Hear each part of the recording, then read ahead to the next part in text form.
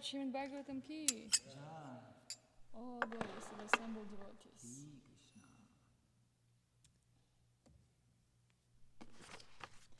Where to start?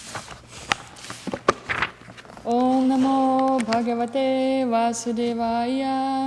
Om Namo Bhagavate Vasudevaya. Om Namo Bhagavate Vasudevaya. Om Namo Bhagavate Vasudevaya. Om Namo Bhagavate Vasudevaya. Om Namo Bhagavate Vasudevaya. Narayanam Namaskritya. Narayanam Namaskrityam. Naram Cheva Narottamam. Naram Cheva Narottamam. Divim Sarasvatim Vyasam. Devim Saraswatim Vyasam. Tato Jayamudiraye. Tato Jayamudiraye. Nashta Prayashva Bhadreshu. Nashta Prayesha Bhadreshu. Nityam Bhagavata Sevaya. Nityam Bhagavata Sevaya. Bhagavati Uttama Shloke. Bhagavati Uttam Sloke. Bhaktir Bhavati Naishtiki. Bhakti Bhavati Naistiki.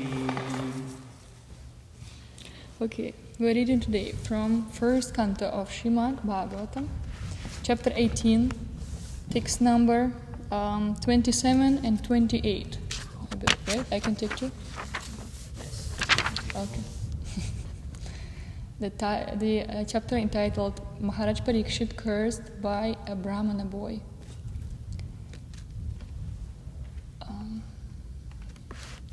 Okay, first we're going to chant Sanskrit.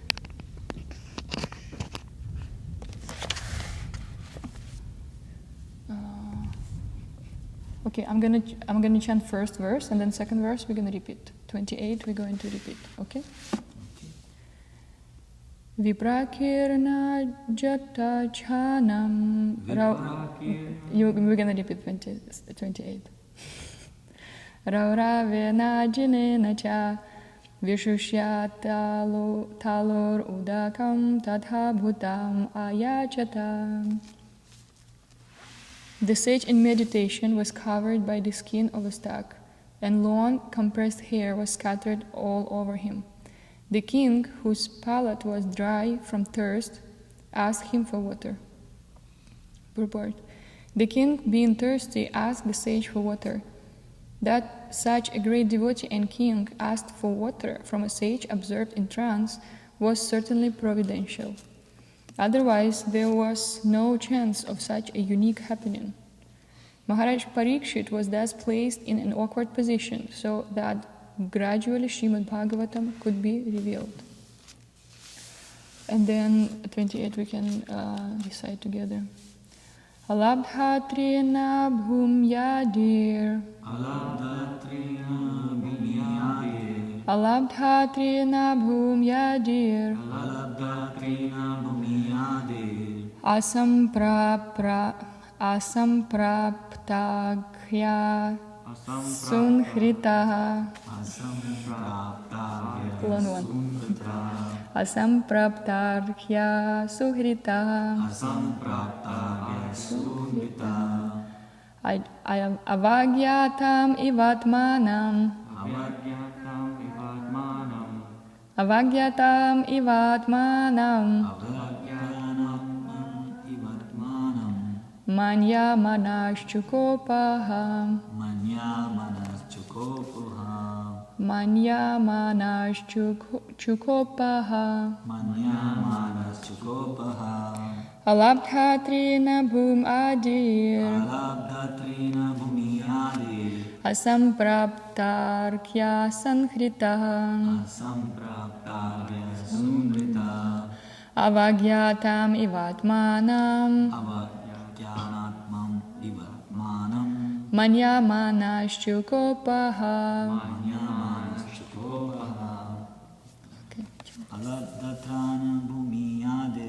Alabdhatrina bhumyadir. Asampraptarkya sankrita. Avagnatam ivatmanam. Avagyatam ivatmanam. Manya manas chukopaha. Manya manashchukopacha.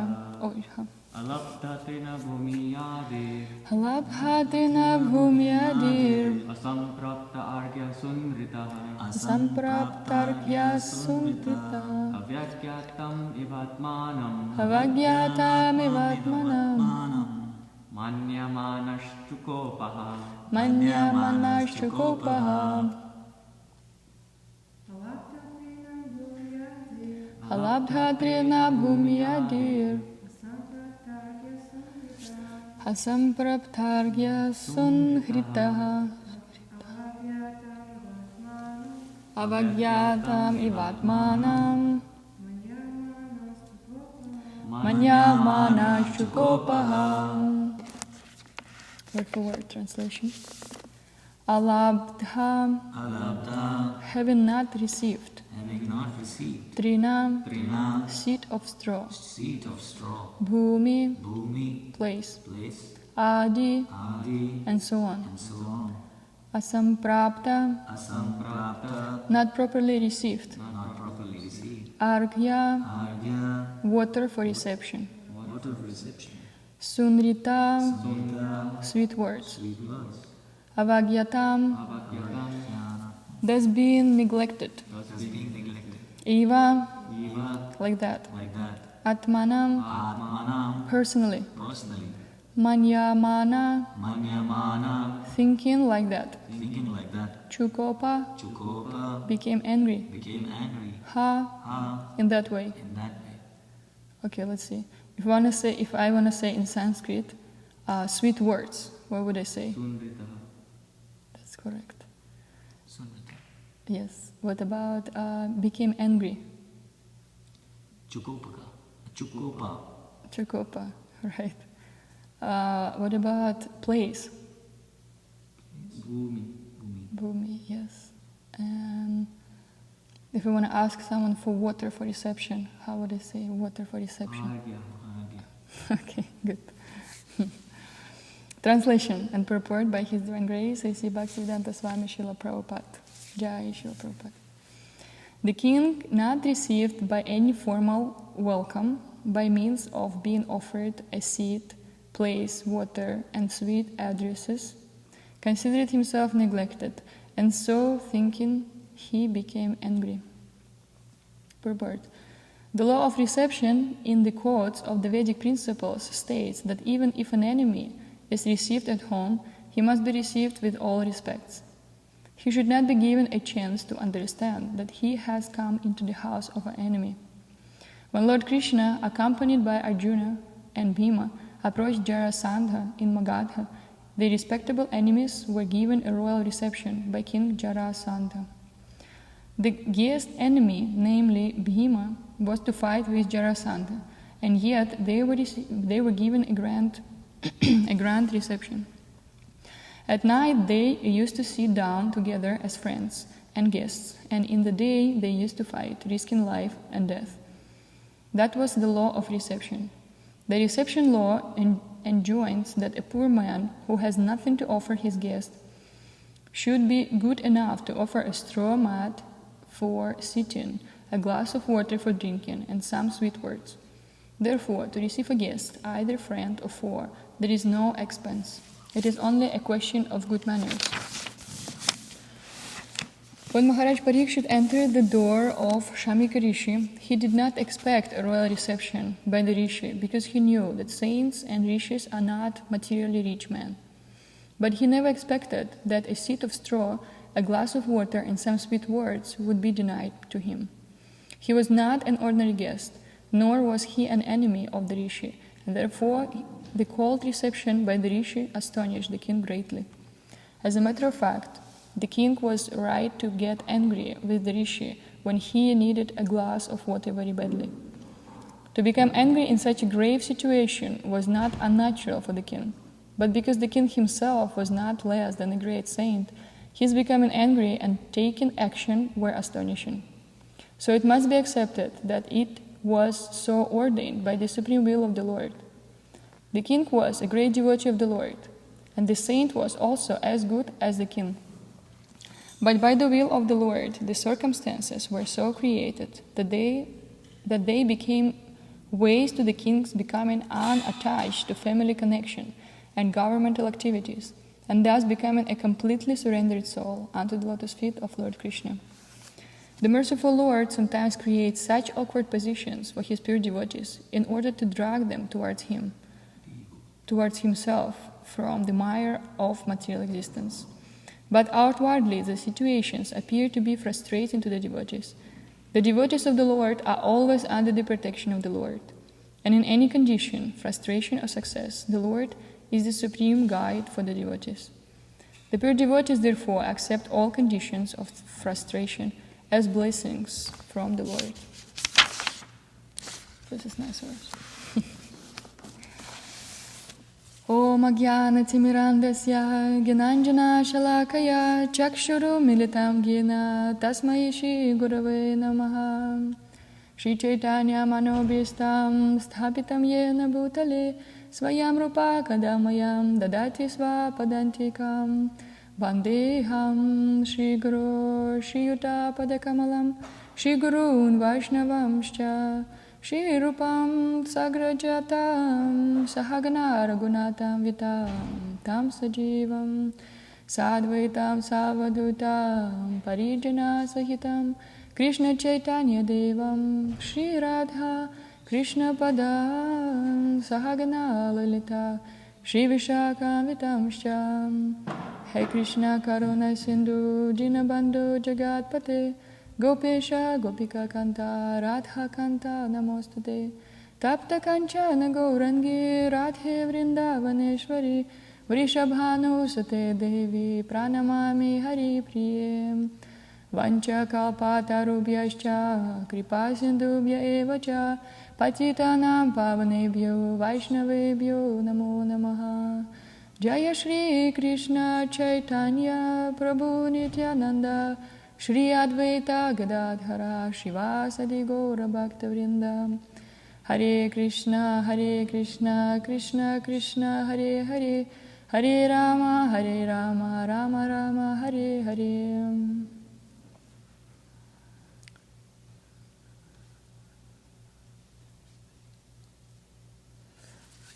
So first I'd like to ask for blessings from all the assembled devotees. May I speak something in line with Shastra and beneficial for all of you. Okay, let's see. So first thing, what Srila Prabhupada points out in this purport, it's reception, right? Very interesting.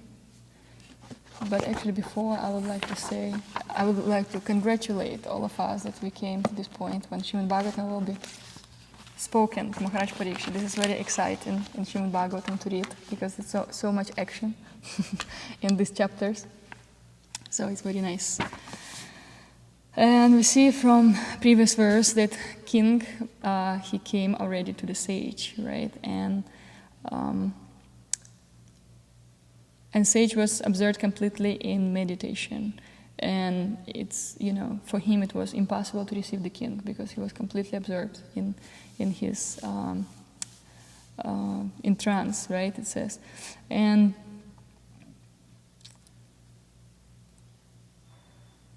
reception is very interesting thing. So before, right, it says in Vedic principles, in Vedic times, and even right now, like in India or at least in Vaishnavas, right, it's a very common thing when a guest comes to your house, right, at least you have to give him a glass of water and place to sit, right, and sweet words, like it says, right, because, it's nice to appreciate guests. And even before we see that when all these battles they were taking place, on the daytime they would just fight, right, as without any pretense, they would fight normally. But in the night time, they could just, speak about different things, right? It was considered okay. And because, it was different, there was respect, right? People didn't just want to kill each other, they had, this kind of good pride, because usually Kshatriyas, they would fight, right? And they had so much pride that they were Kshatriyas. This is how they could go, right, to the battle. It's very important to have this healthy pride. And for them, it was very important to prove their prowess, their ability to fight, their different skills, right? More important than just kill somebody, and just, okay, I win. That's how it's going on right now. People, by any means, they just kill and they, consider themselves winners, right? Which is in a very cheating way. Before it wasn't like that, at least in general, right? And there were completely different rules. And we know these rules, right? That's you're not supposed to attack a person who doesn't have any weapon. You're not supposed to attack the person from behind, from the back, right? Which is, it shows really respect. The level of consciousness also, right? That people would respect each other.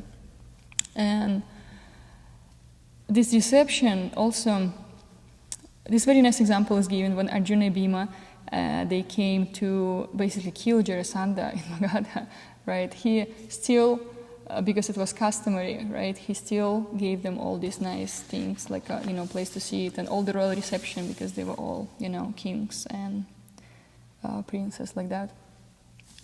And it's actually very important to have this reception because it gives, first of all, first impression. Why we have everywhere this, reception desk everywhere, right? We have, even in the temple right now, nowadays, we have reception desks. Because when people come, people come as guests, right? It's not only, we consider this our home, right? Temple is our home, or where you serve, this is your home. And you want to give good impression to people. The same with the guests. When they come to you, why you would do it? It says here that it's not necessary that, you kind of show off, I have so many different things, I can feed you, I can put you on a massage chair, it's not about that. It's about culture. It's about culture, right? People didn't get anything out of it, really, but it was a culture like that. And even now, I heard from my nice Indian friends that even right now, still, these different things are prominent in Indian culture. One of them, it's like when guest comes to the house, all of the family members, they have to come down, like, even the kids somewhere upstairs or, in their rooms, they have to come down and greet the guest, and then go wherever they do. I don't know if still it's like that, but I heard from my god siblings. It's such a beautiful tradition. You just show respect that actually a person comes to your house. And we know also that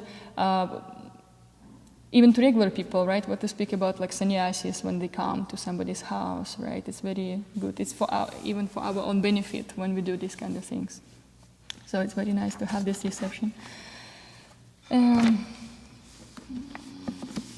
Shows culture. And because it was custom at that times, Maharaj Parikshit kind of expected that, and he expected that.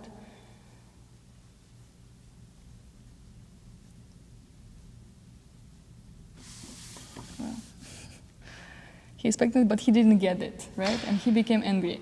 And in the previous verse, it says that actually it was providential because Srila Prabhupada compares Maharaj Parikshit to the same level as the sage. Right? Because he was completely God-realized soul, completely pure devotee of Lord Krishna, right? Because he saw Lord Krishna in a womb, even before he was born. And so it wasn't really typical. It was typical for him because he was a Kshatriya. It's typical for Kshatriya to become angry, and punish someone or kill someone. Without that, they cannot really, it's normal for them. But on the level of where Maharaj Parikshit was, right, it wasn't really common for him. He could always control all his senses, all his, emotions. And this was certainly providential, like Prabhupada says. I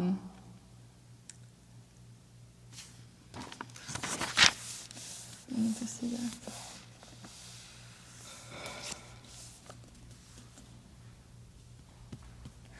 And he came, right, to the sage and Shamika Rishi, and he wanted what he wanted, right? He was thirsty. He wanted water. He wanted water and something to eat, I guess, right? It says that he was hungry and hunger and thirst.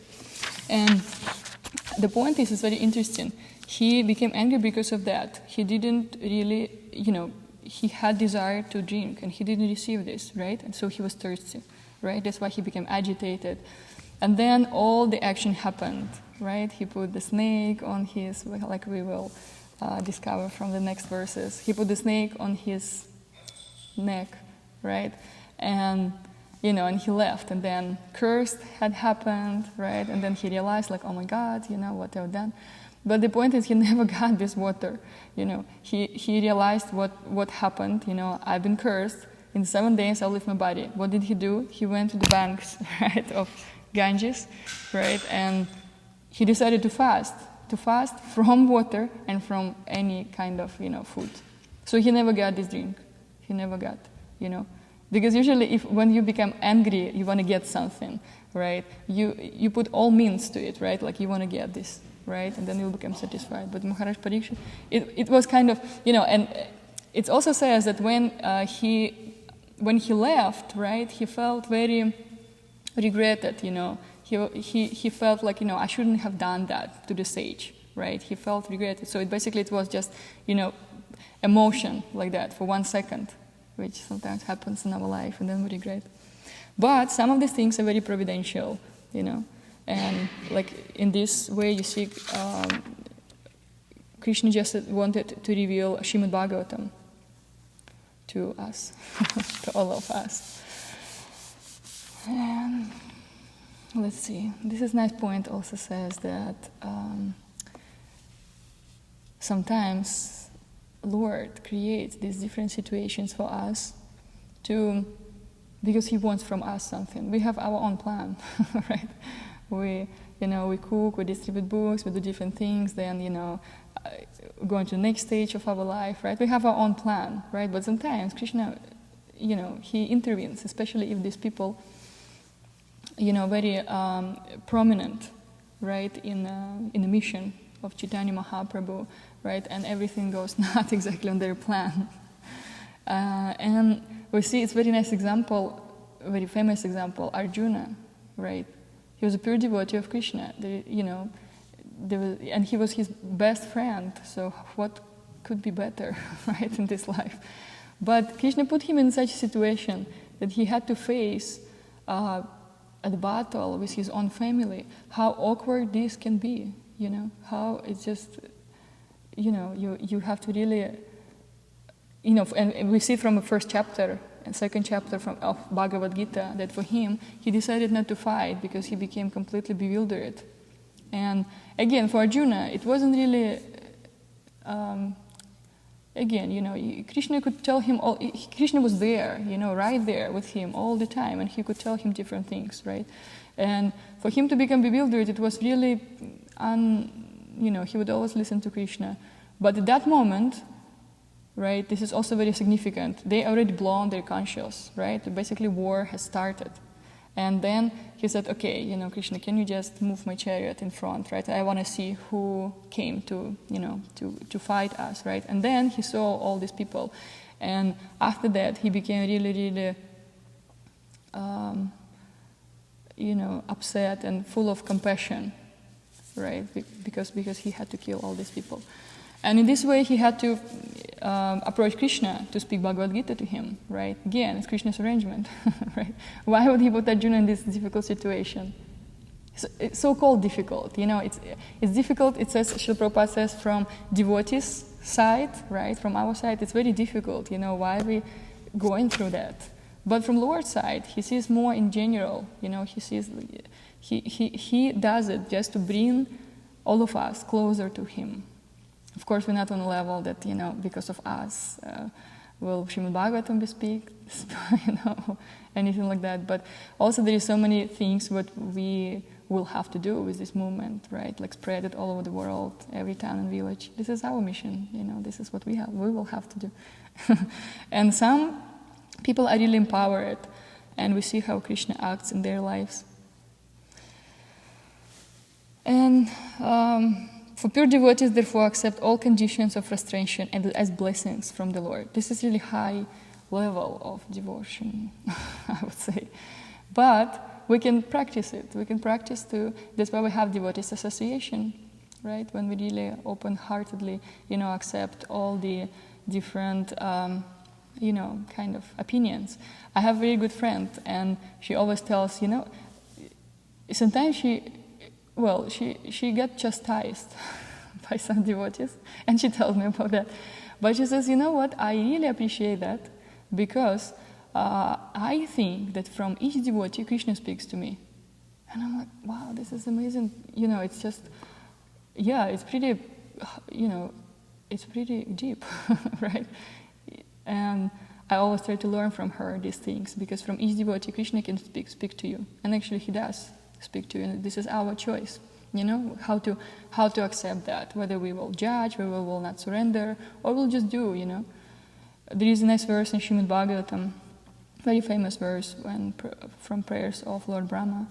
Tate anukampam susamikshamano bunjana evatma kritam vipakam hridvakva purbhir vidadham namaste jiveta yamukti pade sadaya bhak. So basically, it says that devotees, they accept, no matter what's going on in their lives, right? They accept it as a blessing, as a custom-made difficulties for them. It's actually very, and they patiently wait for the mercy of the Lord, even though all different things is happening, right? And still they do their devotional service. And in this way, by this, developing this patience, right, you become the right candidate. It becomes your right to enter the kingdom of God. So it's pretty amazing. You don't have to do anything. You just have to keep going with your devotional service. Treat devotees nicely, chant, read, and you will get it just by, It's a very nice example. In this verse says that a son of a rich man, right? What he has to do?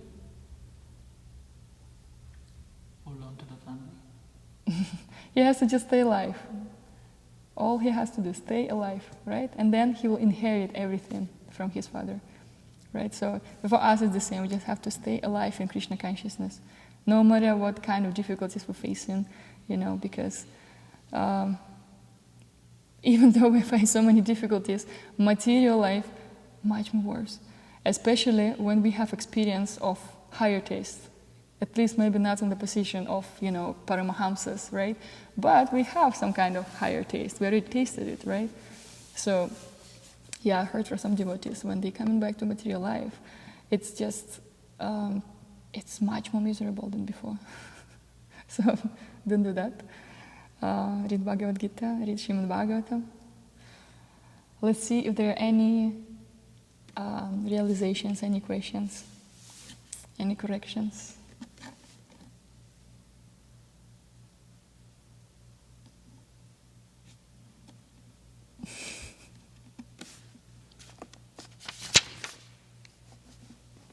Just appreciation. Very good class. Any thoughts on this verse, maybe? Any thoughts?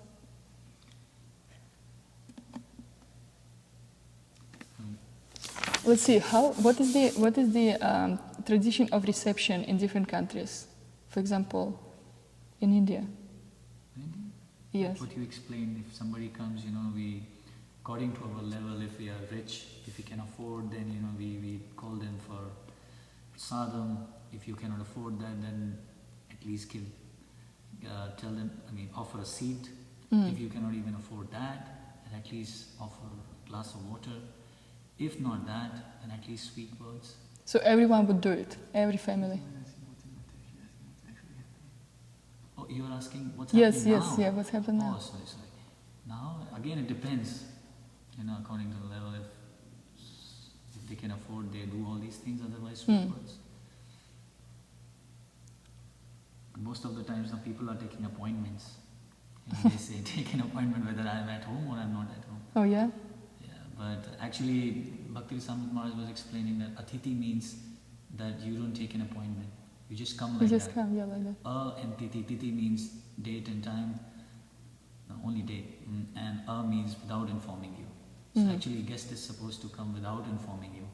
And that is the test how you take care of that guest. Yes, this is nice.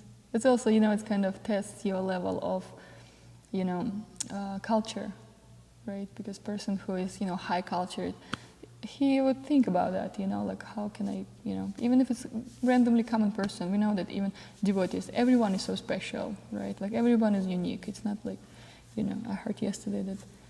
I just want to add one thing that, yes. not that you spoke very nicely, but this I heard from one sannyasi that he said that in Vedic scriptures it's written, when a guest comes to your place, and if you take care of them nicely, then they leave their pious spiritual credits, and then they take your, if there are any sinful reactions, they take it with them. And if it's the vice versa, if it's the opposite, then you don't take care, then they leave their sinful reactions, if they have, and then they take your pious spiritual credit. Yeah, that makes sense. So that's why it was important to take care of a guest. Yeah. What about Russia? I think it's more or less the same all over. Like any people I've met, Russian or not Russian, is the same. They would come to greet you, they would offer you something to eat and seat, of course. I think it's pretty much the same everywhere. Yeah. I remember They like to feed. They like to feed. Yes, if you have something to feed with, right? Yeah, I remember we have this tradition, bread and salt. Do you have this? Like, if somebody comes to, maybe it's Belarusian, but I thought it's like from everywhere there. It's kind of, when a person comes to you, right? Like you greet them with the bread and salt. Bread and salt, like that. But it's not really, well, we still do it on, I believe, on weddings or something like that. Yes, but it's not, but before it was everywhere like that, in every house, on this kind of nice, how do you call it, towel, like nice towel, and you just offer. It's nice because you feel kind of, you feel respected, even though you didn't ask for that, but you feel like people pay attention. What about Italy or something, any Italian traditions, no? What about American? They offered...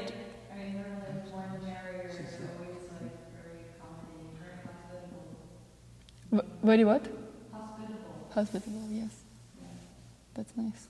Yeah, we see it's just, but some people, sometimes you come to people's house, right, and then just don't care about you at all, right? Yeah, have you experienced that? I experience it all the time. No, it's true. It kind of goes. It's how it's supposed to be. The same as washing hands. This is how it's supposed to be, and it was like that. But now people have to just really think about and meditate on that. Like why we're doing this? Because now it's everything. It's very randomly. People come to you, and anyway, this is next verse. Tomorrow we'll do 29. Thank you so much for your kind attention. If there are any more thoughts. No? Okay. Śhrīmad-Bhāgavatam ki. All the assembled devotees ki. Srila Prabhupada ki. Jai. Her Grace Divyāngī-devī Dāsī ki. Yes, all glories to my spiritual master.